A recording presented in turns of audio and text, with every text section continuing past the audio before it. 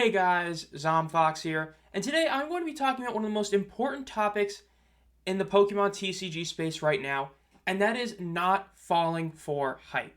Hype is a very big issue in the modern TCG for Pokemon, as you can also just view this as FOMO, but in a lot of ways it is more so hype than FOMO, as FOMO is the fear of missing out, and a lot of this isn't really missing out, it's just overall hype and overall market manipulation, a lot of issues like that.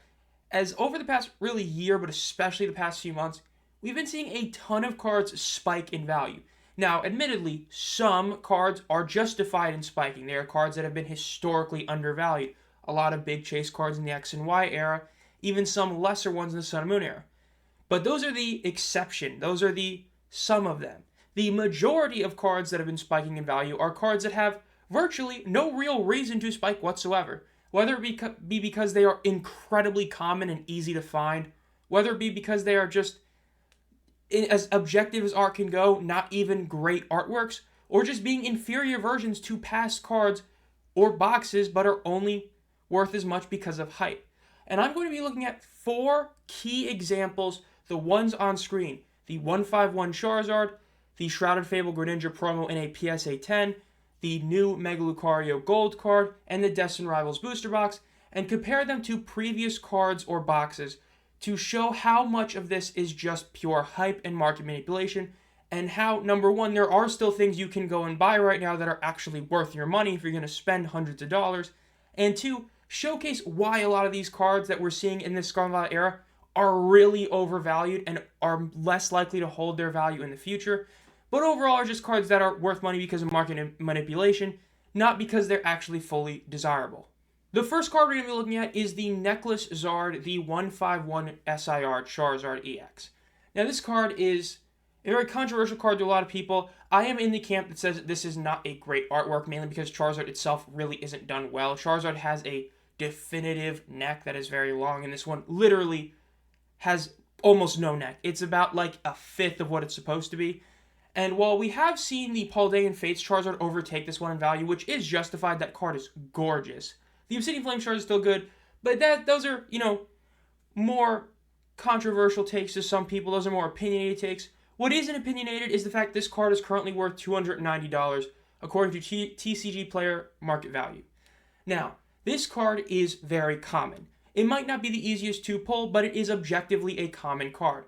How can I say that? It has 23,000 copies graded in a PSA 10 condition. And it has 74,000 graded in total. Now, yes, it is just a 31% gem rate, which for modern cards is actually a bit low. But the fact that it's got 23k in PSA 10 means that this is not a rare card. Look, I've talked about the Van Gogh Pikachu multiple times this channel, and despite this channel not being around that long, it's the big reason I want to use that as an example in this video. But this card is up there. It's not as insane as the Van Gogh Pikachu, but it's up there in terms of it being a very common card in PSA 10 condition, as it is just insane that it's 23,000. Because remember, this is a product that you can still find out in the wild. Now, it's not easy to find, obviously, because of scalpers and all those issues, but I know from having talked to people that 151 has been in stores as recently as like a month and a half ago. I cannot confirm from what I understand within the last few weeks, but I know a month and a half ago, I know somebody went to a store and saw they had some Zapdos boxes. So it's not like 151 is, fully out of print yet. And now we have the example on your left. For those of you who don't know what this is the Stormfront Diamond and Pearl Stormfront Secret Rare Charizard. This is 103 of 100.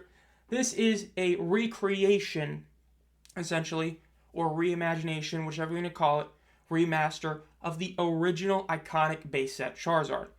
It is a beautiful card, and in all honesty, I would say of the English-based Charizard designs, this probably should be viewed as the 3rd or 4th best overall. You got the first edition one, and then you've got either the Unlimited, the Legendary Collection Reverse Holo, and then this one. I think this is a beautiful card. The fact that it is a recreation of the original one in a more modern sense is really cool.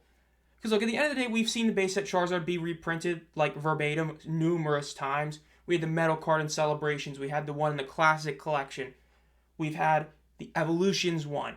This one is a recreation. It's a beautiful card to see, and it is gorgeous. Now for it technically $10 to $20 more, so like $3 to $3.10, you can get this card in a PSA 6. Now, it's not a near mint card, it's not a super high condition card, but it is significantly rare. Its PSA 6 pop is only 338, with 1,600 being in higher condition, and about 450 to 500 copies being in lesser condition, being 5 or less. Now, this card is incredibly hard in PSA 10 condition, only 49, but in total, there is less than 2,500 copies graded. For all intents and purposes, there's roughly a tenth of these Stormfront cards graded by PSA in general, compared to the 151 Zard, which has almost 10x it in just PSA 10 condition. Let that sink in for a second. Just how much more common this Charizard is. When we talk about iconic artwork, this Charizard from Stormfront takes the original iconic artwork, but gives it that more modern flair, which really has stood the test of time and is a gorgeous card, compared to this Charizard EX, which to some people isn't really Charizard because of how bad the neck was botched, right? And as mentioned before, a lot of people are coming around to the fact that the Paldean Fates Charizard is a much more eye-appealing card than this one. Yes, the background is really nice, but the actual Charizard is pretty weak and isn't even a focus of the card. Right? People talk about the modern artworks are all significantly better than the old one, or old artworks, which is debatable. Yes, the high-end cards are really gorgeous and pretty much beat most everything from the past. This isn't one of them, right? When you look at Charizard for Charizard, the Charizard in Stormfront is an actual bigger image, which is hilarious considering it's part of the regular card art, right? Versus an IR, which takes the full card. And in fact, it's not even fully Charizard. The point is, this Stormfront Charizard is an iconic card that is able to be bought for the same price, technically a little bit more, than this Charizard raw. No, this is a card that is still going to be graded. It is very possible that come December 25th, Christmas, that this card is up to 24, maybe 25,000 copies in a PS10 edition. All the 10s aren't graded. If you know anything about grading and percentages, the farther back you go for expensive, so things that are legitimately worth money in terms of grading, the higher the percentage of them are actually graded. It's easiest to view it with like comic books, because comic books, the ages are so definitive. But it's like Golden Age comic books is pretty much everybody knows that like at max, like 50% of what a CGC census has are graded by a non-CGC company or raw. And then Silver Age, it's, much more like 75 to 80%. And even the 50% might be really generous. Similar to Pokemon cards, the odds of there being 500 more Charizards to be graded in general, compared to even 3,000 more 10s for the 151 Charizard, you know what I mean? The Charizard is probably more likely. And that goes to show just how common this one is and how much the market has kind of manipulated it. You've even seen that in the price over the last year. This card has spiked to around 300 before, then came back down, and then had another big spike to go back up. Went down a bit, and now is at the 289 that it is at. Overall, though, this is a great starting example to show how these modern cards are just built on a ton of hype and no real backbone. Because the fact is, 151 did get people back into the hobby, but the Stormfront Charizard is meant to be that Charizard. And they also have, 101 and 102 are not Blastoise and Venusaur. Those two cards are recreations of Charmander and Charmeleon. And the grade was less than a 6, but I believe a set of all three of them ended up selling for around $300. This is not something that is impossible to get. This isn't a Gold Star Charizard, and this is still a very iconic one. And at the end of the day, in 10 years in the future, I think that people are going to be looking back at the Stormfront Charizard as a much better overall card than the 151 Zard. Charizard has 3 SIRs in the Scarlet and Violet era alone, and we're getting more with the SIRs for the Mega Form in Phantasmal Flames. So it's not like there's, only 1 or 2 SIRs. There's numerous of them. Versus this recreation of the best base set image, which to this point is the only one we've ever gotten. Overall, though, that's the Charizard comparison. Now, the second comparison is going to be looking at the Destined Rivals Booster Box compared to Twilight Masquerade, Booster Box, and Build and Battle.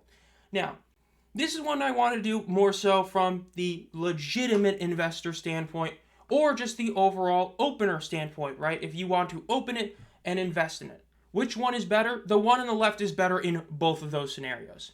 So, why would I say that? Well, let's just get started with the overall stats of these two sets. Destined Rivals and Twilight Masquerade are both May release date sets.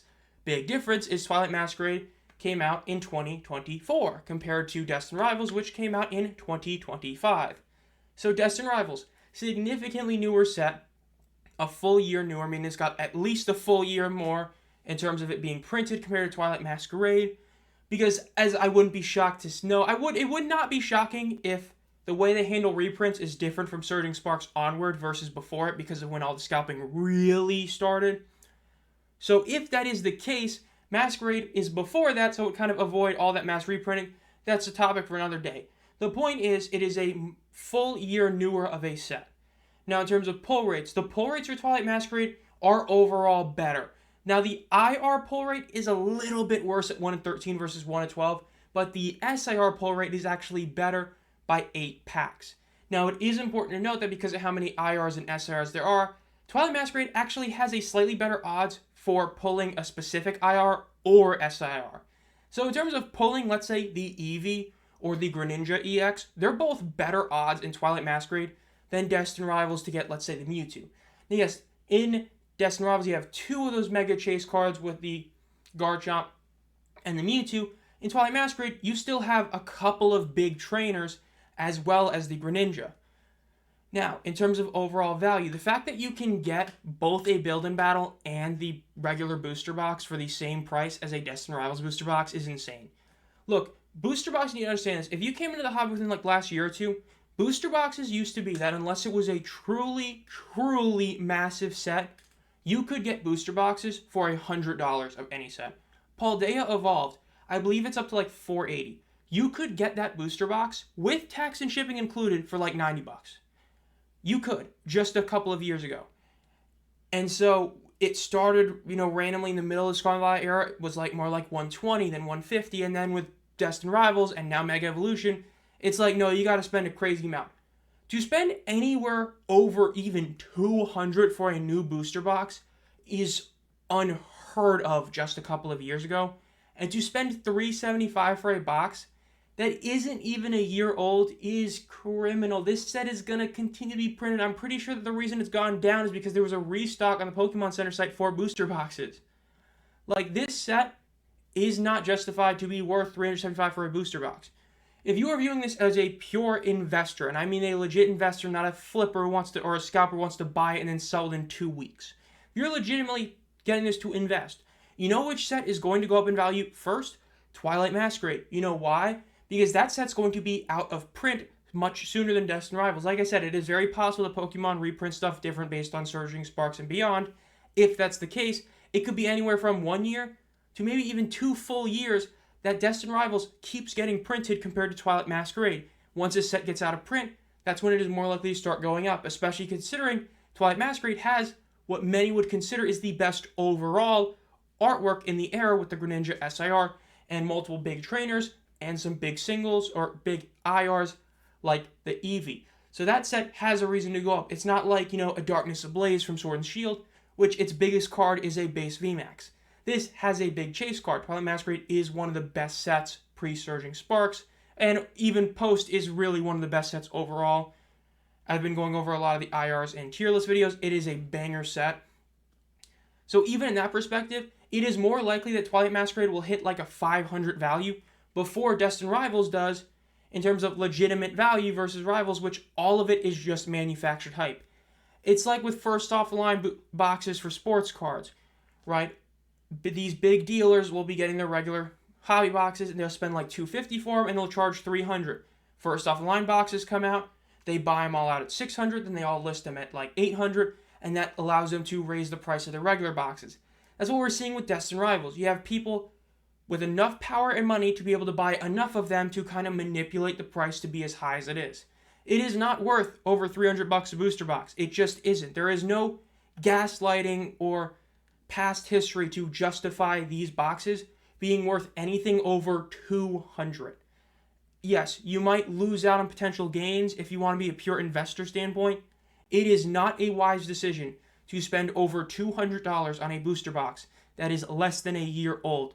That is insane, especially considering you can get a box that is a full year older with a build-in battle that in terms of actual chase cards, in a lot of ways is just as good. The technical value might be a bit less than Destined Rivals, but you got a better chance of pulling them. You got overall great looking cards in Twilight Masquerade. You get the extra build-in battle with the 4 extra packs. It's not even a comparison. Destined Rivals gets creamed in this comparison. It's just unfathomable this box is worth the amount it is. And Mega Evolution seeming to be the same in Phantasmal Flames. It seems like it's going to keep getting worse. Overall, though, Destined Rivals, awful buy at $400 a booster box. This thing shouldn't even be worth more than $200. Now we have the Gold Mega Lucario from Mega Evolution. Now, important to note, this is less than a month old, but I actually feel like that gives it even more justification to be mentioned in a video talking about hype. If you want to use hype as an example in a card, or if you want to personify hype with a card, this is the best example. I know technically the genre of the last one with the promos can be one. This is a great example. This card is less than a month old and is going up in value to $700. It's $695, it's $700. That is insane for an ultra modern card like this. I mean, look, Sunbreon is unfathomably valuable for absolutely no legitimate reason outside of it being Umbreon. But at least you can say, well, the Moonbreon was worth money. This Mega Lucario has no reason to be worth what it's worth. Now, before somebody says it's incredibly rare to pull, here's a little comparison to sports cards for those you don't know. In sports cards, there are two Mega Chase cards, or case hits. The Downtown and the Kaboom. They are the two most iconic case hits of this era of sports cards. Now, the Kaboom and Downtowns have lost so much of their allure in recent years. The reason is, while they still are tough to pull, they are printed significantly more now than they were in the past, to where if you look at the third most graded Downtown or Kaboom from 2024, they will probably have more copies graded for that one Kaboom or Downtown than all of 2018's entire set combined. It's insane. When you look at 2018 Kabooms or Downtowns, there is a reason that they are worth significantly more than modern ones. It's because even though they are still tough to pull, there's just significantly more of them. I bring that up because, yes, being a 1 in 12 case hit, if you want the specific one, for either this or the Gardevoir, it's 1 in 6 cases, but for the specific one to basically be 1 in 12 cases is wild.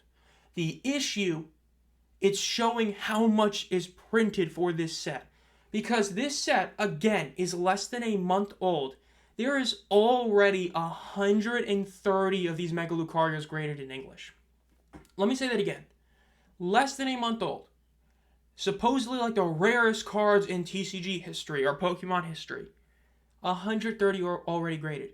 Compare that to the one on the left. This is probably the most egregious example of all these ones I'm showing. The Stormfront one is really bad, but this one is another level. The Legendary Treasures gold cards, the first true iconic gold cards. These were the first. If I'm not mistaken, these were the first. You had the black and white rare, or not black and white rares, they were just full arts, but they were monochromes, what people are hindsight calling them, from black and white.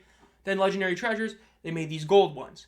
Now there's also the silver Dialga from Phantom Forces, but that's not what we're talking about. So these are the first two real gold cards, the Reshiram and Zekrom.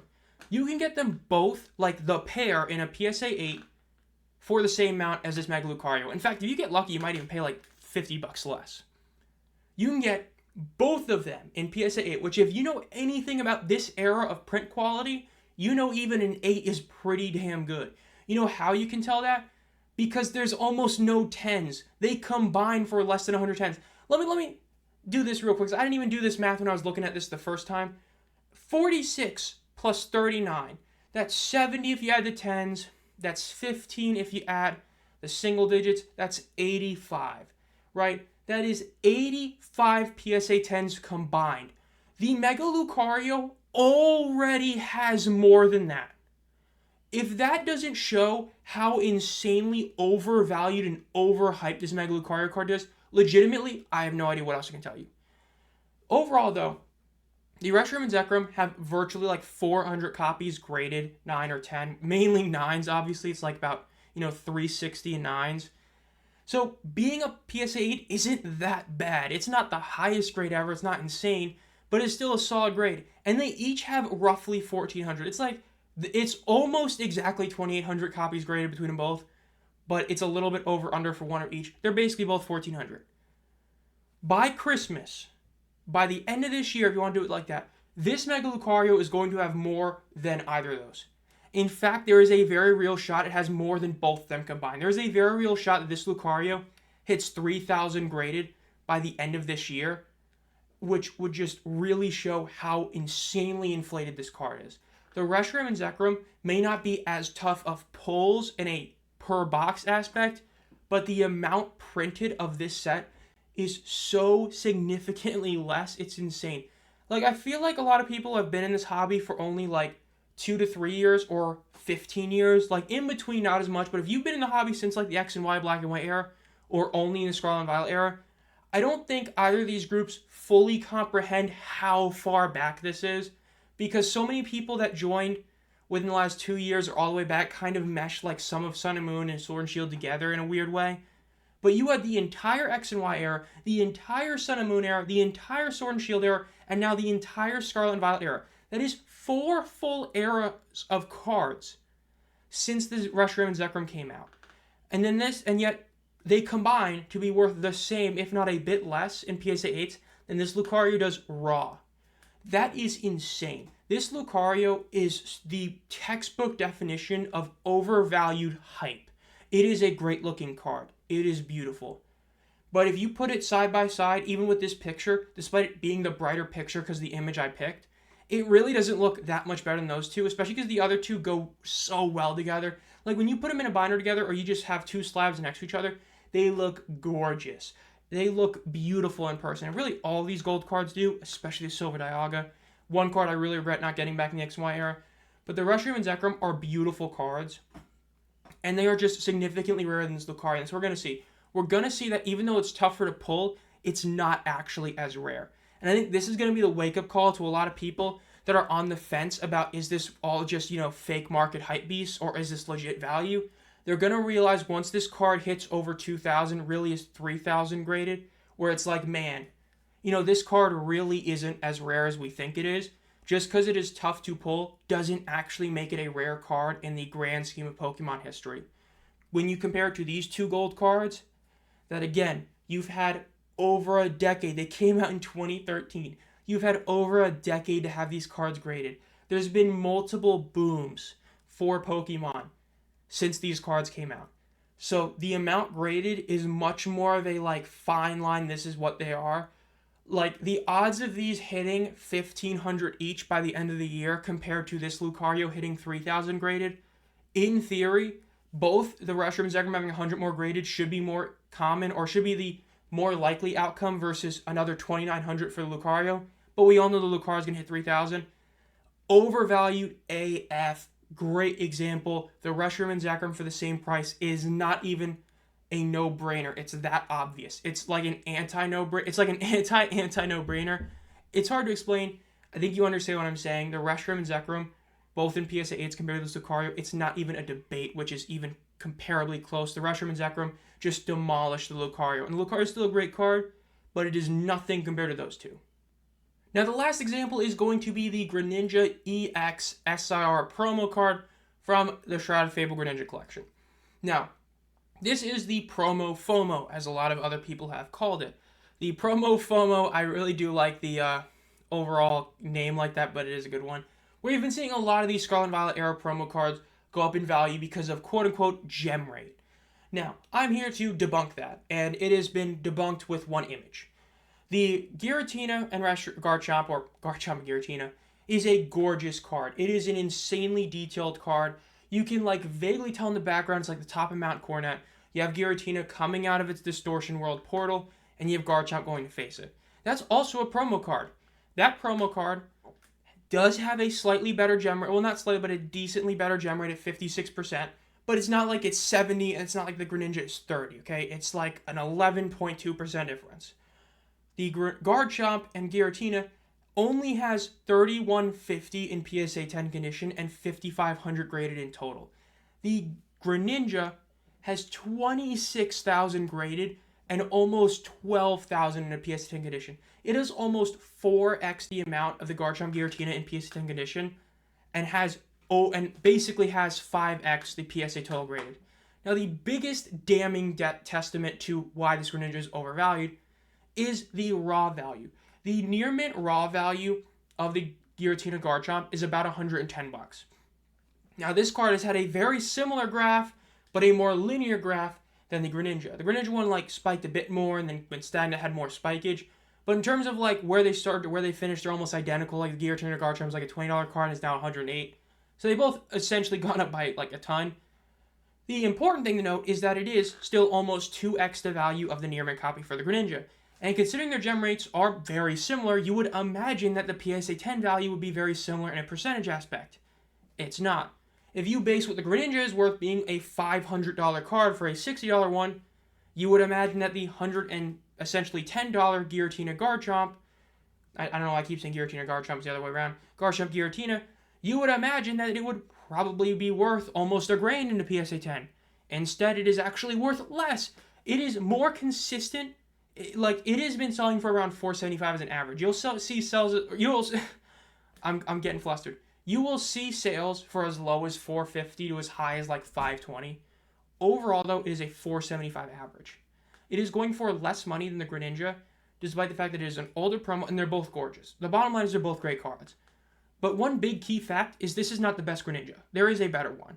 This is a great artwork. But this is like if you were to like do a tier list of all the best SIRs in this era, like this Greninja would be an S tier, and then the Twilight Masquerade would be like S+. That's a better one.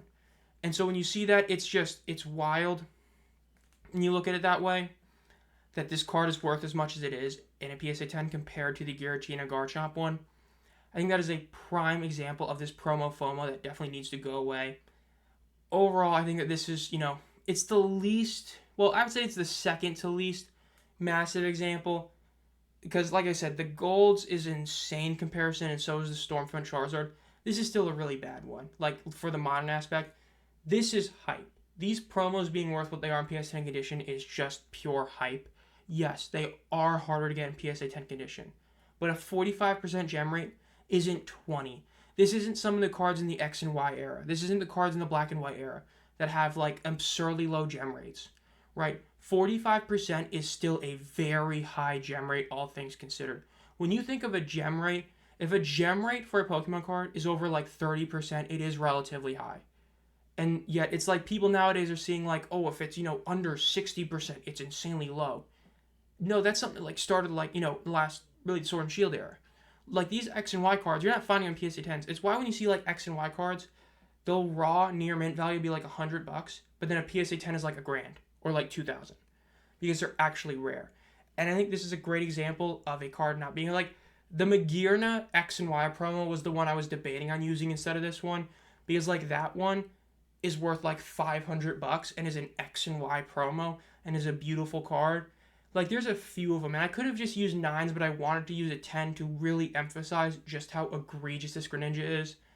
And so that's the last one. Overall, that'll do it. This has been Zomfox. If you enjoyed this video, make sure to subscribe to the channel and hit the bell so you're notified as I upload any videos. As I said, the hype going on right now in this hobby is just really, really scary in a lot of ways, as you just have so many cards and boxes going up in value that have absolutely no reason to go up. Yes, there are certain cards that should have been worth more than they were in the past. It's like the sports card boom for COVID, as where you had a lot of cards like the 90s numbered inserts that were really undervalued for a long time getting the value they deserved.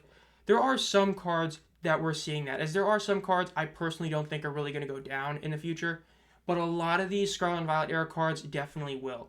I think people are going to realize once a lot of this hype starts to die down, and once people start leaving the hobby after the 30th anniversary next year, that man, these cards are really, really common.